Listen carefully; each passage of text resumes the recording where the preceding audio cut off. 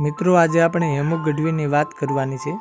ગુજરાત રાજ્યના સુરેન્દ્રનગર જિલ્લાના સાયલા તાલુકામાં આવેલા ઢાકણિયા ગામે 4 સપ્ટેમ્બર 1929ના દિવસે હેમુ ગઢવીનો જન્મ થયો હતો. તેમના પિતાનું નામ નાનભા અને માતાનું નામ બાલુબા હતું, તેમજ તેમના પત્નીનું નામ હરિબા હતું.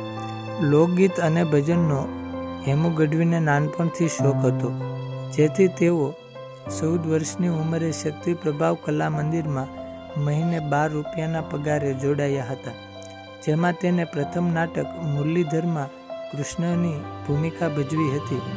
પોતાના અભિનયથી જોવા આવનારા લોકોના મન મોહી લીધા હતા. તે દરમિયાન તેમણે ગામડું મુજને પ્યારું ગોકુળ આ પ્રથમ ગીત ગાયું હતું. એક વખત તેઓ જામનગર શહેરમાં રાણક દેવી નામનું નાટક ભજવા ગયેલા, જેમાં તેઓએ રાણક દેવીનું સ્ત્રીનું પાત્ર ભજવ્યું હતું અને લોકોના દિલ જીતી લીધા હતા. તેનાથી પ્રભાવિત થઈને તે સમયે જામનગર શહેરમાં ચાલતા રાણક દેવી ચલચિત્રના નિર્માતા છેક મુંબઈથી આવીને તેઓએ બાળ કલાકાર હેમુ ગઢવીને નવાજ્યા હતા. આમ ધીરે ધીરે તેઓ ચારણી સાહિત્યનો અભ્યાસ કરતા ગયા અને ઉપયોગ કરતા હતા. આમ તેઓએ ઈસવીસન 1955 સુધીમાં વાંકાનેરની નાટક કંપની અને રાજકોટની ચૈતન્ય નાટક કંપનીમાં પણ કાર્ય કર્યું હતું.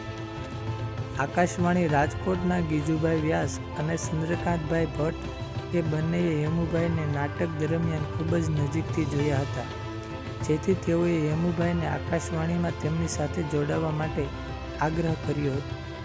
જેથી હેમુભાઈ ઈસવીસન 1955ની સાલમાં તાનપુરા કલાકાર તરીકે જોડાયા હતા. તે દરમિયાન તેઓએ ઝવેરચંદ મેઘાણી અને દુલાભાઈ કાગના સાહિત્યનો અભ્યાસ કરીને લોકસંગીતને વાચા આપી હતી અને આકાશવાણી દ્વારા ગુજરાતના ઘર ઘર સુધી પહોંચાડ્યું હતું.